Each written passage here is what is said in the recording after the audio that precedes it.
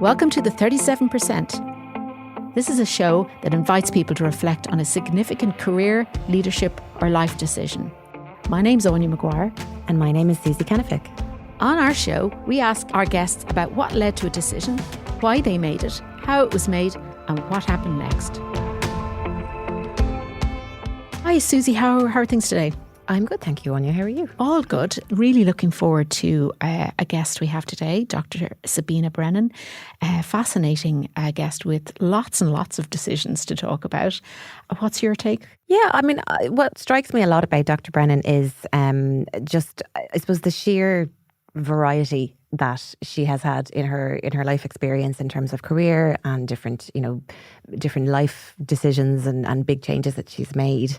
And I just think there was a huge amount to discuss in that, a lot of very, very rich decision making material for us, I think, to reflect on. Yeah, I mean, she just kind of propelled herself really from the early stages of her life. You know, it was very interesting listening to her talking about at the beginning about the decision she took to essentially please her dad, a career decision. And I think we'll see that a lot over the series, how sometimes people's decisions are not necessarily coming from what they actually want. They're coming from, well, what people often talk of community decisions, or what she referred to as people pleaser decisions. But then following that decision, she then sort of propelled herself through different phases of her life and has really packed a lot in, but seemed to be able to tell herself a narrative that would help her make those decisions, rather than what most of us do, which is have a narrative, which we've developed over time since we were born, and then stick to that, really. Would you agree with that? I think that's right. And I think overall she probably does portray a very rich picture of the path to authenticity that I think a lot of people do perhaps take a little bit longer to get to in their lives. Should we go to the interview maybe, and we can come back afterwards and have a chat about some of the more interesting topics that we covered? Let's do that. Dr. Sabina Brennan is a health psychologist and neuroscientist.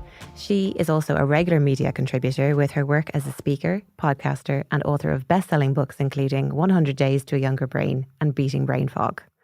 But before embarking on her academic career, Sabina was a drama teacher and working actress. Some of you may even remember her from her long-running starring role in Fair City. In her work in neuroscience, Sabina focuses her research interests on the promotion of simple everyday habits and techniques to optimise brain health and function, and developing resilience in the face of age-related brain injuries and illnesses such as dementia. Sabina believes that everyone has a super brain, and that by unleashing our super brains, we can unleash our hidden potential in every area of our lives. Sabina, a lot for us there to explore. You are so welcome to the podcast, and I think I speak for both Anya and I when I say we're very, very interested to hear what a neuroscientist can tell us about decision making. But let's start with you. Can you tell us a little bit about yourself, where you come from, where you are, and about your work? Right, yeah. Can I rob that from my CV? It's nice and succinct. A bit about myself. Gosh, where do I start? As you said, I'm a psychologist and a neuroscientist, and I am passionate about brain health, and I'm on a mission to get everybody thinking about their brain health as routinely as they brush their teeth. I think the more we understand our brains, the more we can understand ourselves. And I think if you look after your brain, and if you understand your brain, your mental health and your physical health actually will naturally follow. I think you also get a greater awareness and greater understanding of yourselves and why you might make decisions, etc. Tracking back before that, I did my leaving at 16. Like much of my peers, it was really only the kind of, particularly for girls, it was really only the daughters of, parents in law or in medicine or teachers who actually went to university. So the majority of my class didn't go to university. We just got a job.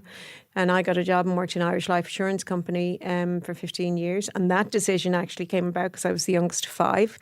And my dad's biggest ambition was that one of us would work in the same company that he worked in. So I literally remember one day sitting at the table and kind of looking and kind of going, oh, Mum, I could do that for Dad, because the others all failed the entrance exam. And I said, I could do that. And actually that was the reason behind why I went to work in Irish Life. And it's the reason behind why a lot of people ultimately further on in my career, I mentored medical students in Trinity, and that was actually why a lot of them became doctors, to please their parents. It's funny, mine was just kind of less ambitious down the scale.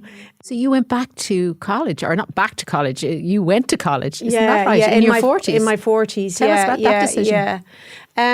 That kind of decision came accidentally, really, in a way. I had just finished a huge story on Fair City, and there was a lot of media coverage around it because I played a woman who was, and I'm actually must get the politically correct term, who was, I hate to say victim, but she was a victim of domestic violence. So it was survivor. actually, survivor. Yeah, she was a survivor of domestic. Well, no, she wasn't a survivor actually, because he murdered her. So a victim, I think. So is then okay I think in these victim is probably circumstances. correct. Yeah. But I think it was kind of one of the first times something like that was covered on television. So there was a lot of media interest and a lot of discussion around it, and very high profile and front of magazines. And kind of in Ireland, it's a very small kind of acting community. And back then, like, it really was. And I was kind of told by casting directors and agents, look, it'll be a while before you'll kind of get anything else. So I thought, well, I might do a night course. I was interested in acting because I'm interested in the human condition. I trained as a theatre actor and I qualified as a drama teacher with the Guildhall School of Music and Drama. But it was film and television that interested me because I got my buzz out of understanding why the character did what they did and how to portray that rather than performing on stage sort of every night, repeating it. Like, for me, the buzz was, yes, I got into that and I understood that and whatever. So I thought I might do a course in psychology. I've always been interested in understanding that. So I knew nothing about, nobody in my family had ever been to university, and I knew nothing about those. So I was just kind of scouring. It was the early days of kind of people having internet in their homes.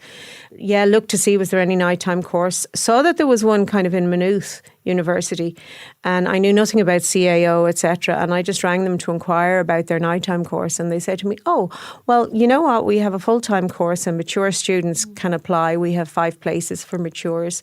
Would you be interested in applying? And it was 13 hours a week. And of course, in my ignorance, I thought 13 hours a week, that's not very much. I could still do my acting and all the rest.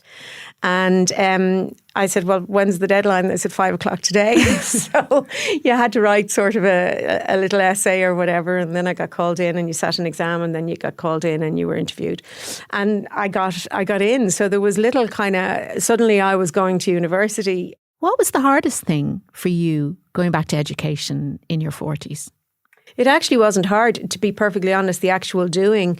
I made it beforehand a bigger issue, worrying about, I won't be good enough, I won't be this, and they'll all be brilliant, and I won't know how to do it. Actually, once I started, I found it very easy. I worked very, very hard. I'm not saying I didn't, but I think, and that's one piece of advice I would give out, if you are going to university, you pick something that you absolutely love. And then it's a joy, because I ate up the information. It was like, oh my God, I didn't know that and I didn't know that. So it's kind of much easier to do it that way. Was the joy a surprise to you? Did you know you'd feel that? Yeah, it probably was a surprise. I don't think I knew that.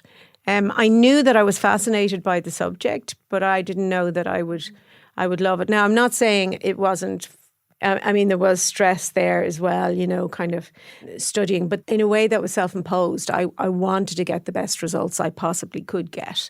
And obviously you're very passionate about the subject and that, as you say, really helps to motivate you. But how did you feel about leaving your acting career behind? Because I think that's something, I've heard you speak about this, that you also really loved and were really passionate about from a young age. Yeah, no, I was passionate about it. Oh, I was devastated. I was absolutely devastated. I found out that I was going to be unemployed by one of the other actors. They hadn't told me. They hadn't said anything. And literally one of the other actors says, I'm going to kill you in about 4 weeks' time or something to that effect. And I kind of went, no. Nobody had told me. And actually, that's the way it worked. You didn't get to see the scripts. You didn't know what was going to happen next. But in hindsight, I accepted it kind of at the time. But in hindsight, it's not a very nice thing to do to people to whom that's how they earn their living. When I say accepted it, I accepted the method that they used. I didn't really sort of accept the decision. I felt, oh my God, this is awful. This is everything I've always wanted to do. And, like it was just, I was so fortunate to have got that work, and work was very sparse. And back then work was even incredibly sparse for women. You know, I mean, it's brilliant to see now so many women leading TV series and detective series and drama series, but there was very few parts and decent parts for women sort of back then. So having qualified, Yes. got your degree, how did you find the draft that sucked you into being a neuroscientist? Well, I was always interested really in the relationship between the brain and human behaviour. That's kind of the aspect of psychology I was interested in, you know. What is it about us? What happens? And so I was fascinated. So basically, just at the end of second year, one of my lecturers said to me, you know, would you consider doing a PhD? And I didn't know what a PhD was. Like, I had no idea. So they said, oh, we think you'd be really good sort of doing that. So I kind of, again, something I probably really fell into because someone else said to me, oh, maybe you should do a PhD. So yeah, I applied for a scholarship, which was a Government of Ireland scholarship, and I got that and I did my PhD. That was much harder for different reasons than doing an undergrad degree. I had very little guidance. And I did like the structure of an undergrad degree. I liked the control. You felt very much in control. You just knew, well, I have to do this, this, this, and this. I have to study this topic, and then I'll have to write this essay. Whereas PhD is like just 3 years ahead of you, and you've got to produce novel research. And were you regretting that decision? Probably at times, yeah. I kind of, I would have qualified as a doctor sooner, kind of, in a way, that kind of thing. You're kind of going, because you don't really get paid very well in research either. And yeah, there's a lot of reasons around that. And a lot of reasons, I think, as a woman in academia that are challenging. I certainly experienced them. But having said that, in the PhD, if I hadn't done that PhD, I wouldn't kind of discovered the research that kind of sparked my interest really in what I do now. So tell us a little bit about what you do now. So basically, I suppose what I do now is I translate complex neuroscience into easy to understand information for the general public so that they can better understand themselves, keep themselves fitter, healthier, look after their brain health, reduce their risk of developing diseases like dementia. Because that was the first spark was, finding papers that had been written like more than 20 years before I was doing my PhD that had information about how you reduce your risk of developing dementia. And nobody knew. Well, obviously the researchers knew and the other people researching that knew, but nobody was telling the general public. And I actually really felt like a moral compulsion. No, this is wrong. And I think that came from, in a way, being an outsider, because a lot of people in academia, they do their Leaving Cert, they do their undergrad, they do their PhD, become an assistant professor, associate professor, and they actually don't live in what I would call the real world. And there's certain rules that you play by, and here's how you write an academic paper, and here's how you progress your career. Whereas I came from a completely different background, having worked in business, then also having worked in acting, to actually, I think I just had that wider view of kind of, well, hold on a second, are you doing this for your own career, which I think, I suppose it's fair enough in a sense, but I felt most research is funded by the general public. So I felt that compulsion to share that information with people. And so, yeah, as soon as I finished my PhD, I applied to the European Commission for funding. These calls come out. And again, naively, I didn't know that to apply to coordinate what was then an FP7 project, is what they were called, was aimed at professors, like people who had a long career. I was completely ignorant. So I wrote a proposal and they loved it and they gave it to me, and I suddenly found myself like straight out of a PhD, being responsible for a multinational £1 million project. One of only 17 people in Ireland had ever kind of got that. And again, I would say from that as well, in terms of making decisions and going for things, if you feel you can do something, kind of go for it. I because I wasn't aware that I wasn't technically qualified enough, or I wasn't, because I was oblivious of that, I just went for it.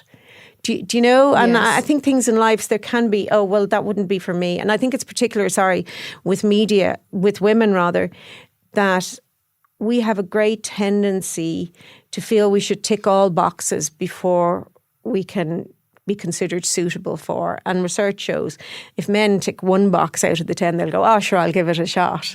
And I kind of learned that a lot with media requests. I kind of would turn them down first. And then I kind of was asked about one, which was for the BBC Science Channel.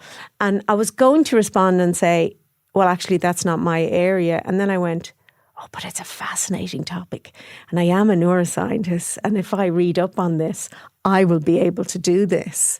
And that kind of was a life changer for me. It was a nice melding of my acting and my science, because it was a series marking, it was for their science channel, and it was a series marking the 400th anniversary of Shakespeare's birth or something. And they were exploring a science topic within each of his plays, which was really fascinating to me. And again, so I was drawn to it.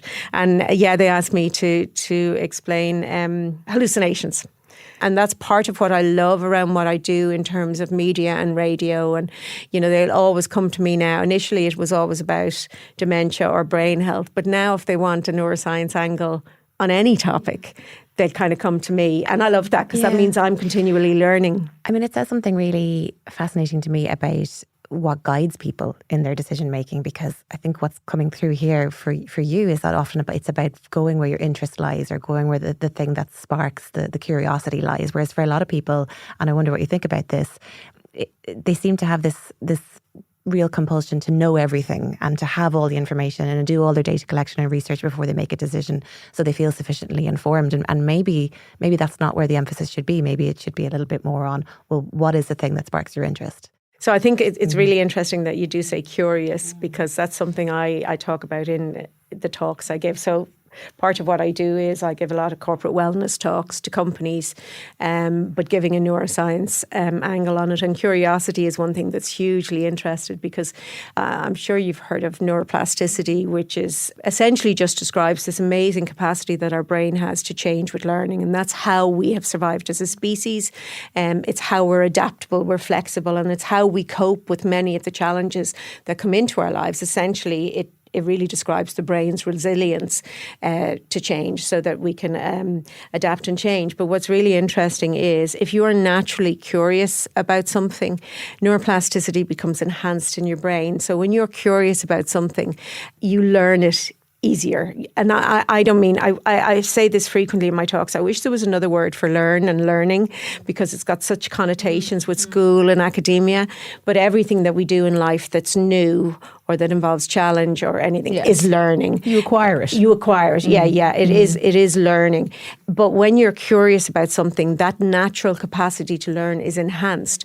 And really rather interestingly, I think it's relevant for teachers, but it's also relevant for anybody who is doing something that maybe they find a bit challenging, or maybe don't have a natural interest in.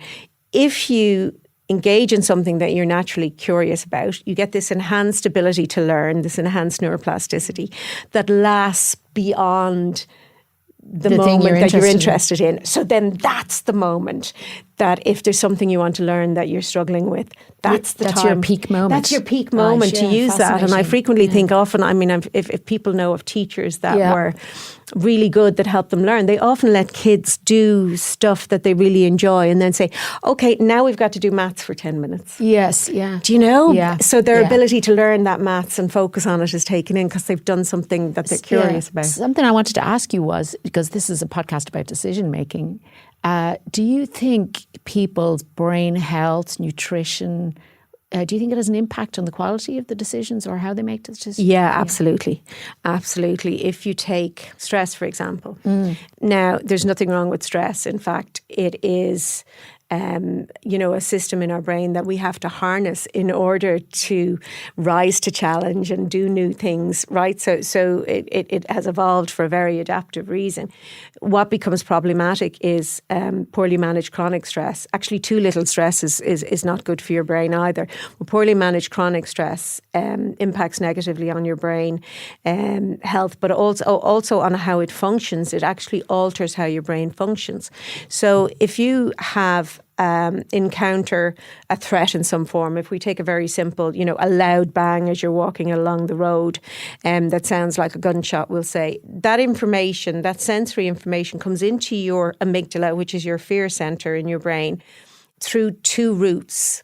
One is a direct, fast route that is unconscious, and that's the route that will save your life. You'll jump out of the way, or, if you hear a noise or a car careering towards you or whatever. And that's unconscious and immediate. But then the second route is a little bit slower, and it goes to your amygdala ultimately, but it comes through your frontal lobes, which are the most well-connected part of your brain. It is the last part of the human brain to evolve, and it's also the last part of our brain to develop. It isn't really fully developed till we're in our mid-20s, which is why decision-making and assessing risk, etc., are problematic prior to that, because you actually don't have the full capacity to do that.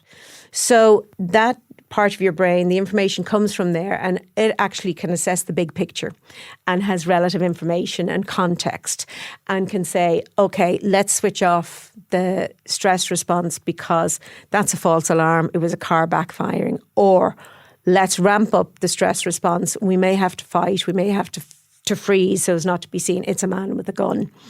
Now, ordinarily then, when that stress has passed, it all comes back down and we go to rest and digest. If stress becomes chronic, as it has done for a lot of us in modern life, because there's so many, we live in a very different world to the world from which it evolved. There's lots of noise, there's lots of stressors. If it becomes chronic, what happens is neuroplasticity that I mentioned, that ability to learn and change and grow new connections in your brain, is suppressed in your frontal lobes, and it is enhanced in your amygdala. So what actually ultimately happens is your amygdala becomes stronger, your frontal lobes become weaker, and your amygdala starts to override your rational thinking frontal lobes. So you move from rational behaviour to reflexive behaviour. And the loop is broken. And basically you just start behaving and making decisions and assessing risk reflexively. So from emotions, from gut feeling, without actually looking at the big picture, without actually rationally assessing the information. So that's one huge way that our physiology can impact on how we make decisions. So would it be fair to say that actually making big decisions in circumstances where you're under chronic stress, it's almost akin to making big decisions when you're intoxicated or overtired, or any of those other kinds of in a way. And actually you just said overtired. So, if you haven't had adequate sleep, your ability to concentrate, focus, learn, take new information are all compromised, even just after one night. So they're not good times to make decisions, nor is it a good time to make a decision when you're hungry even. You know what I mean? Because they say never go shopping when you're hungry. Oh yeah, because you buy everything, but you have to remember as well, the primary focus of your brain is to keep you alive. And when you're in that context of something impacting on that, upsetting the status quo, so your brain has to keep all your systems, your temperature, your blood pressure, all those, has to kind of keep all those going. And anything that's impairing that, that's going to be the brain's priority. And that's why, brain fog, my second book was about brain fog and beating brain fog. And it was commissioned before COVID even existed, but I was writing it during COVID. And, I really just wasn't remotely surprised that, brain fog would be a huge issue. It's not unusual after a serious life-threatening illness. It's very common after something like sepsis. And way back in 2020, I wrote a feature for the Irish Times about it, and I made an episode of my podcast about it. And I was kind of trying to warn and say, let's not just focus on deaths, let's focus on the consequence of, this terrible assault on your system. So essentially, really, it's not surprising. Your brain is focusing on keeping you alive. Yes. And so it doesn't matter if whether you can figure out how much the shopping in your basket is going to cost. So as a neuroscientist, how do you make decisions? Well, it's probably very different than I did in the past. My biggest life decision recently was I suppose it sort of began a little bit during COVID. I've always been interested, this is kind of might sound sidetracking, but I've always been interested in interior design. If I wasn't what I am, I think I'd be an interior designer. So I've always looked at houses for sale. Now, I loved love my house that I lived in. So I was never looking at them to move. I was looking at them for, ideas and design stuff and that sort of thing. And we had a very bespoke house in Clontarf, which is where I was born and raised. And I remember coming across one house in Wicklow and I said, oh, that's a house I would swap this house for. And it was, near a lake, and it had gardens, and it had, it was fabulous. But by the time I read the article, it was sold. But it was the first time I'd ever seen another property that I would be willing to give up my home for, because that's what it felt like. So then kind of, my kids had grown up, they'd left home, we had the pandemic. My husband and I had actually become aware that we were a little bit like ships passing in the night, because he was travelling for work, I was travelling for work, giving talks, etc. And we had 4 dogs that we adored. So it wasn't a case like a lot of people can manage relationships like that by both going away at the same time. But we were kind of going, well, will you be home for the dogs? Well, my flight is at this time and that time. So it was very funny, actually. The Christmas before the pandemic, we had said, right, we need to make a conscious effort to do more things together and watch our time apart. We were kind of aware of that. And then, of course, the pandemic came. And then I suppose a lot of people like a lot of people, you start to just sort of reassess things. So we started looking for houses. And basically, coming back in a long-winded way to ask how I made decisions, I'm an Excel freak. So I gained, and that's how I would gain clarity. So I literally had an Excel file with everything that I had to have. So I had to be near water, had to be within 60 to 90 minutes of Dublin Airport, had to have gardens. That's what I wanted. I knew I was missing gardens. We didn't have enough space. No neighbours, in the sense of nobody right beside you or looking over you. And it had to be either a really unique, modern house or a substantial period house. So and there was probably more items on the list if I went down it, but I was really clear. Yeah. So it was very data driven. Very data driven. And I suppose, yeah. Well, it's the head and the heart, isn't it? Because I think the first part was the emotional realization that actually I might be ready to do this, and I'm not as attached to my home in the city as I thought I was. But then there was the process of going through it and actually working out what the different criteria were. Absolutely. And actually in my next book that comes out, it's really all these processes that I talk about. And so it's the neuroscience of manifesting, and a lot of manifesting projects start with, get clarity about what you want. But actually I take it, I've 2 or 3 chapters before that. The first one being actually to be compassionate about yourself, like being kind to yourself, well, hold on. And in a way, that's what I was doing. I was kind of go, well, no, hold on. What do I want? Yes. What's going on for me? What do I need? Because, when you raise kids, well, certainly in my case, I think some of them were at home nearly up till they were 30, and that was lovely, and my son and my son-in-law lived with us for a few years before they even got married, and that was lovely. So I did feel that huge loss when they all left. I'll be really honest, that was a big, and I think that's a moment in a lot of people's lives is that empty nest syndrome, they call it. But it wasn't, I had a job, I had a career, but then there was a hole that I kind of felt needed to be filled. And I also felt needed to be filled between myself and my husband, in that we needed a joint project. Because I was going to ask you, I thought it was interesting that you talked about you're an Excel freak, and you had all the things you wanted, and it sounds like a decision that you came to kind of emotionally, as Susie said. But what I was going to ask was, how do you collaborate with someone else to arrive at the same decision? His reply is always, once you're happy, I'm happy. Which is terrible in a way. Footnote on the spreadsheet. Well, you could say that's a risk-based decision-making style for him. Well, there you go. So maybe he's thinking, but the risk to my happiness is her unhappiness. That's probably true. That is probably, I would be a driver of those kind of things, but I would then discuss them with him and say, well, this and this. And I think a lot of your life story shows that you're not someone who follows the linear or conventional path when it comes to the decisions that you make. So I wonder, would you see yourself as a little bit of a rebel when it comes to your decisions? I don't know about a bit of a rebel.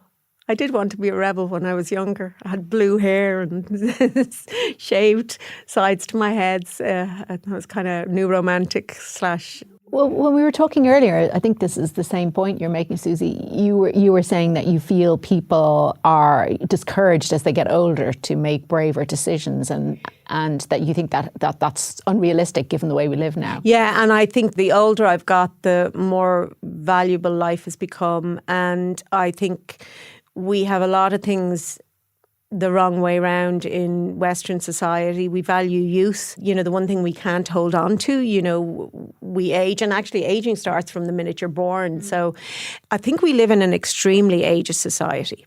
And it's something I'm passionate about changing. And I have found that actually anytime I've ever spoken, I'm not on social media as much as I used to, but anytime I've spoken out against ageism, the resistance I've got is incredible. People don't accept that it's a thing or that it's detrimental, and it very much is a thing, particularly in our medical sphere. You will get different treatment based on your age, or you won't get treatment based on your age because you're not considered worthy. And to me, that's no different than treating someone by the shade of their skin. Absolutely. And you talk a lot about in your work we have an aging population, so I think there's even more of an onus on older people now to plan for maybe perhaps more time than they thought they had. And also what you talk about is having that optimal brain health during that period so you can really optimize that time. Well, you know what? Actually, if you keep active and you keep doing stuff, you're more likely to stay active and able to do stuff. It's a bit of self-fulfilling prophecy maybe if people kind of going to give up that soon. I know you have a new book coming out on the 6th of June, and I was wondering if you maybe wanted just to tell our listeners a little bit about that. It's called The Neuroscience of Manifesting. I suppose I've kind of touched on it really, that it's really just having taken the time to delve into this notion that you can manifest the life you want, you can manifest a new reality. And a lot of scientists would kind of diss it really and kind of go, oh, seriously, you can't magic a future. But I wanted to delve into it. And the more I delved into it, the more I realised, well, I've manifested my dream life. And there is a lot of science behind, actually, if you hone it down to some of the key steps that are common across various practitioners, you realise essentially other well-respected professions engage in those things, like psychologists use visualization, sports coaches use visualization. Essentially, it's goal-directed behavior. So it's about getting clarity around who you are, what you really want. I'm sure it's actually very akin to the kind of work that you do. It's about understanding yourself better, understanding why you're doing things and why you might feel you're at a crossroads, or why and what you might want to do differently. For me, from the neuroscience perspective, I kind of get people to question basically the story of you, who you think you are, is really just a story made up by your brain from information.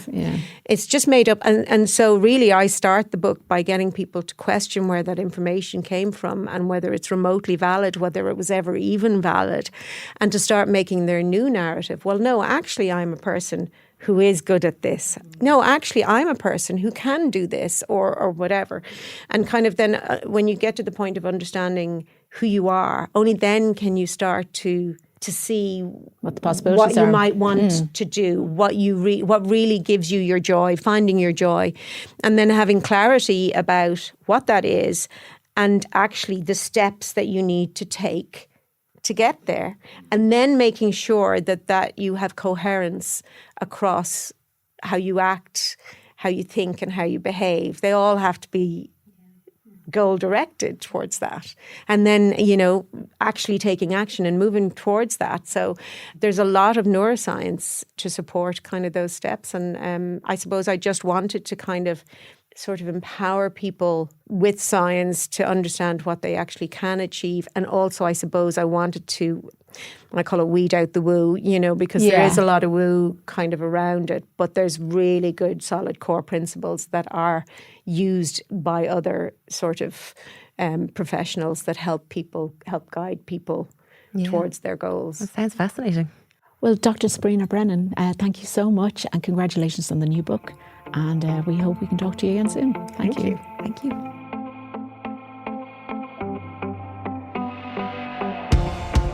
So, Anya, really enjoyed that discussion with Sabina and hearing about her decision-making processes throughout her life. What in particular struck you about her story? Well, she's got an incredible sense of energy, I think, about her. And she seems to have packed in about 3 people's lives in one, and she made it very clear she's not done yet. So I thought it was just a very interesting story from a human perspective. I think from a decision-making perspective, there's lots to analyse there. I think the difference between how she made her decisions at different parts of her life, I think, was really interesting and maybe relates to the story that she was telling herself at the time. And I think also, I suppose the decision she made, for example, to go to college at 40 is a tough decision. It's one a lot of people make. It's one that actually in coaching comes up a lot when people decide that they need education or want education or have time or capacity to explore things that they didn't have in the field of education before now. It's often a huge decision for people, but it's one that really challenges you and your self-concept of yourself, because often people at that stage have been quite established and have a lot of sort of self-concept in terms of who they are. And the decision to go back to sit in a room with people who are in their teens and 20s and have had a different education and don't have all the stresses and strains of life that you might have in your 40s is a really big one. And I think there's a vulnerability for people making that decision. So I liked that. Yeah, I would agree with all that. But the other thing that struck me about that decision point in her life, the decision to leave her acting career and go to college, one might think that was a really significant decision and that she would have laboured over it long and hard, and it was something that she had to consider. But actually, what was fascinating was to learn that actually some of it was circumstantial. She was told that her acting career was going to take a little bit of a dip for a while, and she thought, I'll just fill my time by going back to college or doing a night course or something like that. And it shows that oftentimes what emerges from circumstance can be quite significant. And then through that path, she found something that she was really passionate about in the academic sphere. You're right about that. And she made it clear she was devastated by the loss of the acting career. She clearly did a lot of grieving, but yet managed to do the grieving, allow herself to do that, and then move on. Well, I'm not remotely religious, but I don't know. Is that another way of saying when God closes a door, he opens a window somewhere? I think it is. Yeah, I think those phrases are motivator phrases. And what I think Sabina has, which maybe some of us need a bit more of at times, is a great deal of motivation around the decisions she made. But I suppose what she has also done is she's propelled herself towards things that she's, as she said herself, interested in, energized about, so that the hard work that comes from making a decision, as you have said a couple of times, making a decision simply leads to another set of decisions. But those decisions were easier for her. And I thought her experience at college was very interesting, because she just put her head down and saw it as an opportunity to find out everything she could about something that really interested her. And it feels to me like, listening to her talk about her life, that every decision she's made has propelled her and given her confidence and energy about making decisions in the future. Yeah, and I think something that her story tells us as well is that a lot of decision making in your youth and in your formative years, it can be circumstantial. It can be for lots of different reasons that maybe you're not always consciously aware of, but ultimately it's experimental and it involves a bit of trial and error. But through that process, you might find the things that give you a sense of really who you are and where your authentic interests lie. And it's amassing that data as you go through life and then being able to paint that picture for yourself when you're a little bit older. So when it comes to decision making at a later stage in life, it's more informed and it is really more authentic and it is more about who you are. And that was what was so, I suppose, nice to hear when she talked about that decision to leave Dublin and move out to the country, that seemed to be such a considered decision, and it seemed to be really, really rooted in who she was and what she decided was important for her at this point in her life. Yeah, I think you're right. She was very clear that she knows who she is now, but I think the bit that was probably the most interesting for me was the reflecting bit that she did at the end, when I think she was saying, I know who I am now, but looking back at maybe some of the decisions I made, I didn't really know who I was. And I think that's probably true, that the decisions you make are earlier on in life, when you've less self-knowledge, are ones you make to find out more about yourself. And I suppose the other thing that I thought was really relevant was her interest in ageism and decision making, and how people, are kind of forced to be a bit more conservative, or how there's an expectation of people being a bit more conservative. And maybe as we live longer and hopefully have better brain health, we have more opportunities to make more bolder decisions than maybe people before us have had as we age. Yeah, I think she's really onto something there, and that's obviously something that will be close to a lot of people's hearts as they age. Just having perhaps that different perspective about what does healthy look like into at a later stage in life. But I mean, maybe just on a final point, something that struck me, which I'm not sure we've heard from other guests we've spoken to about decision making, but something about her experience going into academia, having not been in that world before, and how that might have influenced some of her decision making. She talked actually about, maybe somewhat counterintuitively, the naivety she had, or the ignorance around the right way of doing this, or the process that you needed to say to apply for a grant for scholarship funding.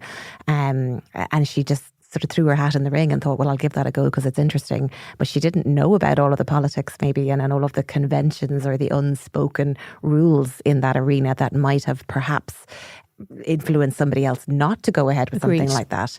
And I think that's something that maybe we don't talk about enough in the context of decision making, how sometimes being somewhat ignorant of the reality of a situation might work to your advantage. Completely. Mm-hmm. I mean, I think she was an outsider in most of the decisions she discussed in the programme. And yes, I was thinking, I mean, if you were a seasoned academic, you would have approached that decision to apply for the EU funding in a much different way, but not necessarily helpfully so. And so I think it really just shows that maybe it's useful to be guided by your interests and your instincts and things that you're drawn to, and that maybe we all need to have a bit of more courage of our convictions and to think about, well, I'm interested in something, so there's something there for me.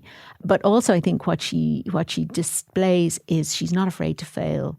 She doesn't have her self-concept is not invested in remaining successful. She's willing to be successful in something and then say, that's ended, and move on. And here's something else I'm interested in. This is an opportunity. So she's good at reframing, which is what coaching is all about.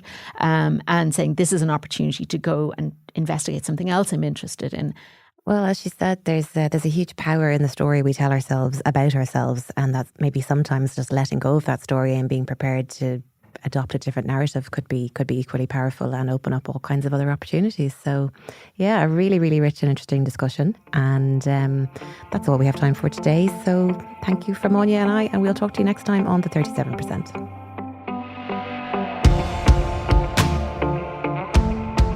Thank you for listening to the 37%. If you want to know more about us, what we do, and how we might be able to help you with a key decision you're considering, check out our website at www.persuasion.ie.